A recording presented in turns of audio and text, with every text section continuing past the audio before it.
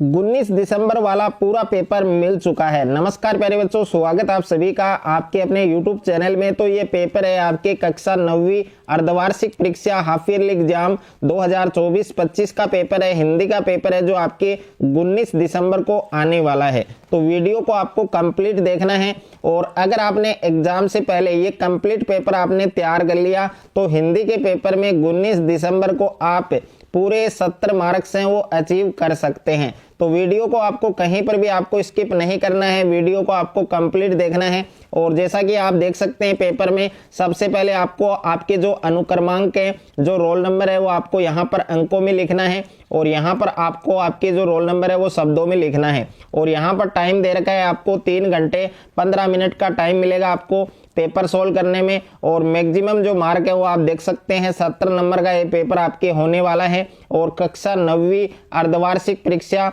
Half yearly exam 2024-25 का ये paper है, हिंदी विषय का पेपर है जो आपके 19 दिसंबर को होने वाला है। और दोनों साइड में बार कोड लगा हुआ है और यहाँ पर पेपर कोड भी आप देख सकते हैं 901 यानी 901 हिंदी पेपर का कोड है। और सभी विषयों का पेपर कोड है वो अलग अलग है। और सामान्य अनुदेश है वो आप देख सकते हैं कि परीक्षार्थी प्रश्न पत्र के पहले पृष्ठ पर अपना अनुक्रमांक अवश्य लिखे और प्रत्येक प्रश्न के सामने उसका अंक भार अंकित है। तो इस वीडियो के अंदर कंप्लीट पेपर आपको मिलने वाला है, तो वीडियो को कंप्लीट देखना है, वीडियो को कहीं पर भी आपको स्किप नहीं करना है।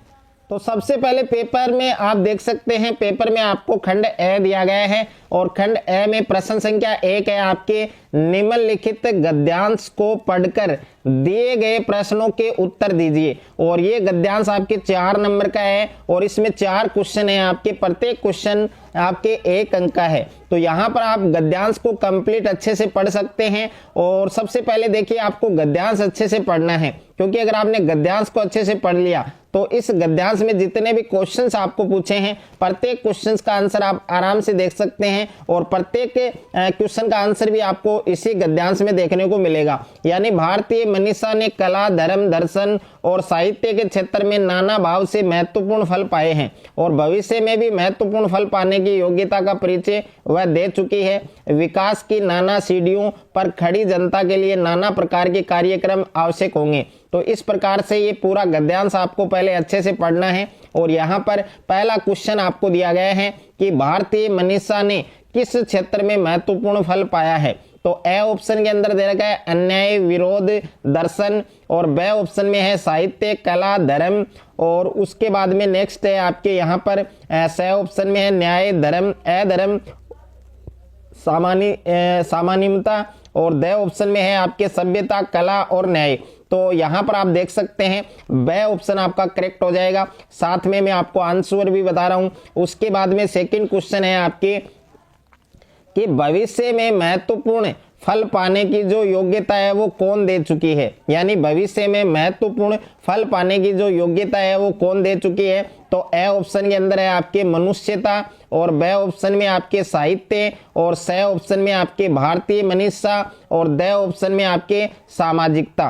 तो इसमें भी 4 ऑप्शन है आपके, तो इसमें सी ऑप्शन आपका करेक्ट हो जाएगा भारतीय मनीषा। यानी पेपर में मैंने ऑलरेडी क्वेश्चंस के आंसर है वो टिक कर लिए हैं। और उसके बाद में तीसरा क्वेश्चन है आपके कि लेखक ने हिंदू मुस्लिम एकता को क्या माना है। तो ए ऑप्शन के अंदर है आपके साध्य और बी ऑप्शन के अंदर है आपके उद्देश्य और सी ऑप्शन में है आपके साधन और द ऑप्शन में है आपके लक्ष्य। तो इसमें भी 4 ऑप्शन आपको दे रखे हैं, सही ऑप्शन कौन सा होगा वो आपको बताना है। उसके बाद में क्वेश्चन नंबर 4 है कि मनुष्यता को निहित माना है। तो ए ऑप्शन के अंदर स्वार्थ में, बी ऑप्शन में आपके दकियानुसी सोच में और सी ऑप्शन है आपके सामूहिक कल्याण में और द ऑप्शन है आपके उपरोक्त में से कोई नहीं। तो इसमें सी ऑप्शन आपका करेक्ट होगा। उसके बाद में सेकंड क्वेश्चन है आपके सेकंड क्वेश्चन आपको दिया गया है निम्नलिखित पद्यांश को पढ़कर दिए गए प्रश्नों के उत्तर दीजिए। तो ये आपके पद्यांश है, ये भी आपके 4 नंबर का है, इसमें भी प्रत्येक क्वेश्चन आपके 1 नंबर का है। तो सबसे पहले इस पद्यांश को आपको कंप्लीट अच्छे से पढ़ना है कि कुछ भी बन बस कायर मत बन, ठोकर मार पटक मत माथा, तेरी राह रोकते पाहन। तो ये पूरा पद्यांश, ये काव्यांश आपको अच्छे से पढ़ना है। उसके बाद इस काव्यांश में जितने भी क्वेश्चंस आपको दे रखे हैं, प्रत्येक क्वेश्चंस का आपको आंसर लिखना है। तो यहाँ पर प्रश्न संख्या 1 है आपके कि प्रस्तुत काव्यांश में कवि क्या नहीं बनने की बात कर रहा है। तो ए ऑप्शन में है आपके शत्रु, और बे ऑप्शन में आपके कायर, और स ऑप्शन में आपके मनुष्य, और द ऑप्शन में आपके उपयुक्त सभी। तो इसमें बे ऑप्शन है वो आपका करेक्ट होगा। उसके बाद में सेकंड क्वेश्चन है आपके, सेकंड क्वेश्चन आप देख सकते हैं कि रास्ता कौन रोकता है। तो ए ऑप्शन में है आपके कांटे, बे ऑप्शन में आपके शत्रु, स ऑप्शन में आपके पत्थर, और द ऑप्शन में आपके नदियां। तो इसका सही उत्तर आप सभी बच्चों को कमेंट बॉक्स में बताना है। उसके बाद में तीसरा प्रश्न है आपके कि ले देकर जीना, क्या जीना, इससे कवि का क्या भाव व्यक्त हुआ है। और प्रश्न संख्या 4 है कायर शब्द के 2 पर्यायवाची शब्द लिखिए। यानी कायर का मतलब होता है डर, और इसी प्रकार से 2 पर्यायवाची शब्द आपको लिखने हैं। और प्रश्न संख्या 3 है आपके निम्न में से किसी एक विषय पर निबंध लिखिए। और ये निबंध आपके 6 अंक का आने वाला है। इसमें पहला निबंध है आपके कन्या भ्रूण हत्या, और इसमें आपको 5 पॉइंट दे रखे हैं। अगर आप कन्या भ्रूण हत्या पर निबंध लिखते हैं तो ये 5 पॉइंट्स के अकॉर्डिंग आपको लिखना है। और उसके बाद में सेकंड निबंध आपको दिया गया है राजस्थान में बाढ़ एक समस्या। तो इसमें भी 5 पॉइंट आपको दिए गए हैं, और ये 500 पॉइंट आप देख सकते हैं, इसी के अनुसार आपको लिखना है। और तीसरा निबंध है आपकी बढ़ती महंगाई एक विकराल समस्या। तो इसमें भी 5 आपको पॉइंट दिए गए हैं। अगर आप इस पर निबंध लिख रहे हैं तो ये पॉइंट्स के अकॉर्डिंग आपको लिखना है। उसके बाद में देखिए प्रश्न संख्या 4 है कि स्वयं को महेश मानते हुए अपने प्रधानाचार्य जी को शैक्षिक भ्रमण पर ले जाने हेतु एक प्रार्थना पत्र लिखिए। तो ये आपके प्रार्थना पत्र हैं। अगर आपको प्रार्थना पत्र नहीं आ रहा है तो इसके अथवा में एक क्वेश्चन और दिया है, ये वाला क्वेश्चन कर सकते हैं आप। और ये आपके 3 मार्क्स का एक क्वेश्चन है आपके। इसके अथवा में क्वेश्चन दिया गया है कि स्वयं को राजकीय उच्च माध्यमिक विद्यालय बापू नगर जयपुर का छात्र अमित मानते हुए अपने प्रधानाचार्य जी को विद्यालय में बंद सह शैक्षिक गतिविधियों को सुचारू रूप से संचालित करने की व्यवस्था के क्रम में एक प्रार्थना पत्र लिखिए। और 5वां प्रश्न है निम्न प्रश्नों के उत्तर दीजिए। यानी अति लघुतरात्मक प्रश्न है, और टोटल आपके 14 क्वेश्चन है। प्रत्येक क्वेश्चन आपके 1 नंबर का है। यहाँ पर पहला प्रश्न है आपके कि नाना साहब है उसकी पुत्री का क्या नाम था। तो नाना साहब की पुत्री का क्या नाम था, इसका आंसर आप सभी बच्चों को कमेंट बॉक्स में बताना है। उसके बाद में सेकंड क्वेश्चन आपको दिया गया है कि जानवरों में सबसे ज्यादा बुद्धिहीन किसे समझा जाता है। और प्रश्न संख्या 3 है आपके कि सांवले सपनों की याद शीर्षक पाठ के लेखक कौन है। और प्रश्न संख्या 4 है कि कबीरदास का जन्म कब हुआ था। तो कबीरदास का जन्म कब हुआ था, इसका करेक्ट आंसर सभी बच्चों को कमेंट बॉक्स में बताना है। और 5वां प्रश्न है आपके कि कैदी और कोकिला कविता के माध्यम से कवि ने वर्णन किया है। कवि ने क्या वर्णन किया है यह आपको बताना है। प्रश्न संख्या 6 है आपके कि आम तरू की डालियां किसे लद गई थी। और प्रश्न संख्या 7 है कैदी और कोकिला पाठ किसके योगदान को दर्शाता है। यानी कैदी और कोकिला पाठ है वो किसके योगदान को दर्शाता है, वो आपको लिखना है। और 8 यहाँ पर प्रश्न संख्या 8 है कि उपसर्ग लगाकर 2 नए शब्द बनाइए। यहाँ पर उपसर्ग आपको लगाकर 2 नए शब्दों का निर्माण करना है, 2 नए शब्द आपको बनाने हैं। और प्रश्न संख्या 9 है कि एक प्रत्यय से बने 2 शब्द बनाइए। तो इसमें एक प्रत्यय से आपको लगाकर 2 नए शब्द बनाने हैं। और प्रश्न संख्या 10 है कि दाल बाटी तथा राजकुमार शब्दों के समास विग्रह कीजिए। यानी एक तो दाल बाटी है और एक राजकुमार है, इन दोनों शब्दों का आपको समास विग्रह करना है और समास का नाम भी बताना है कि इन दोनों में कौन सा समास होगा। उसके बाद में प्रश्न संख्या 11 है कि साक्षी शब्द का शाब्दिक अर्थ लिखिए। तो इसमें साक्षी शब्द है, इसका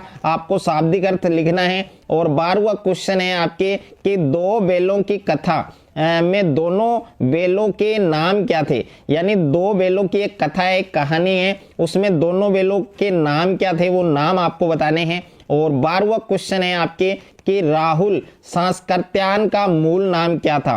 इसका करेक्ट आंसर आप सभी बच्चों को बताना है। और उसके बाद में क्वेश्चन नंबर 14 है कि कालिंदी कुल कदम की डारन, इसमें कौन सा अलंकार है, ये अलंकार भी आपको बताना है। उसके बाद में प्रश्न संख्या 6 है आपके रिक्त स्थानों की पूर्ति कीजिए, और ये वाला क्वेश्चन आपके 6 मार्क्स का है। इसमें 6 क्वेश्चन है और प्रत्येक क्वेश्चन आपके 1 नंबर का है। तो यहाँ पर पहला क्वेश्चन आप देख सकते हैं कि सालिम अली थे, कौन थे, यह आपको रिक्त स्थान में लिखना है। और दूसरा प्रश्न है लहासा की और विद्या की रचना है, तो इस रिक्त स्थान में क्या आने वाला है। और तीसरा प्रश्न है कि शब्द के अंत में लगाकर अर्थ में परिवर्तन कर देते हैं, तो इस रिक्त स्थान में क्या आएगा। और प्रश्न संख्या 4 है रसखान काव्य धारा के कवि थे। और 5वां प्रश्न है कवि ने ब्रिटिश राज का गहना कहा है, किसे कहा है, यह आपको रिक्त स्थान में फिल करना है। और प्रश्न संख्या 6 है आपके कि गेरुआ जाग फैन से भरे पानी की कहा है, तो किसको कहा है, यह आपको रिक्त स्थान में फिल करना है। 7वां क्वेश्चन है आपके निम्न प्रश्नों के उत्तर दीजिए, उत्तर सीमा 40 शब्द, यानी प्रत्येक क्वेश्चन का आंसर आपको 40 शब्दों में देना है। और प्रत्येक क्वेश्चन आपके 3 नंबर का है। टोटल 7 क्वेश्चन है आपके। तो यहाँ पर पहला क्वेश्चन है कि छोटी बच्ची की बेलों के प्रति प्रेम क्यों उमड़ आया, यानी छोटी बच्ची है उसको बेलों के प्रति जो प्रेम है वो क्यों उमड़ आया, वो आपको लिखना है। दूसरा क्वेश्चन है आपके कि उस समय के तिब्बत में हथियार का कानून न रहने के कारण यात्रियों को किस प्रकार का भय बना रहता था, वो आपको लिखना है। तीसरा प्रश्न है कि तुम पर्दे का महत्व नहीं जानते, हम पर्दे पर कुर्बान हो रहे हैं, पंक्ति में निहित व्यंग्य को स्पष्ट कीजिए। और प्रश्न संख्या 4 है कि चौथे सवैये के अनुसार गोपियां अपने आप को विवश क्यों पाती हैं, यह आपको लिखना है। और उसके बाद में यहाँ पर 5वां प्रश्न है कि किस शासन की तुलना तम के प्रभाव से की गई है और क्यों की गई है, यह भी आपको स्पष्ट करना है। प्रश्न संख्या 6 है कि कवि ने गांव को हरता जन मन क्यों कहा है। और प्रश्न संख्या 7 है अलसी के मनोभावों का वर्णन कीजिए, इसमें आपको अलसी के जो मनोभाव हैं उनका वर्णन आपको करना है। और 8वां प्रश्न है निम्न प्रश्नों के उत्तर दीजिए, तो इसमें आपको टोटल 3 प्रश्न दिए गए हैं।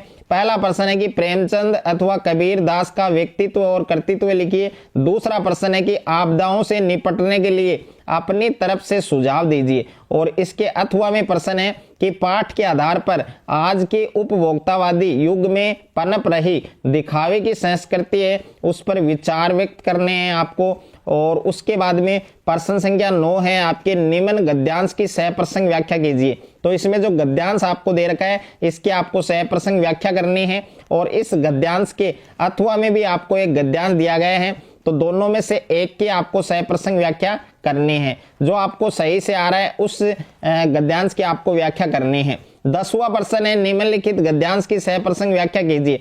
सॉरी वो पद्यांश था आपके और ये आपके गद्यांश है, तो इसमें गद्यांश की आपको सह प्रसंग व्याख्या करनी है। और इसके अथवा में भी एक गद्यांश आपको दिया गया है, अगर आप इसकी व्याख्या करना चाहते हैं तो इसकी भी कर सकते हैं, बट दोनों में से एक की आपको व्याख्या है वो करनी है। और पूरा पेपर है वो मैंने इस वीडियो के अंदर आपको बताया है, तो पूरा पेपर आपको तैयार करना है। अगर आपको ये वीडियो अच्छा लगे तो वीडियो को ज़्यादा से ज़्यादा बच्चों के साथ शेयर करें, ज़्यादा से ज़्यादा वीडियो को लाइक करें। और चैनल पर आप नए हैं तो चैनल को आप सब्सक्राइब कर लीजिए और साथ में नोटिफिकेशन बेल को प्रेस कर लीजिए।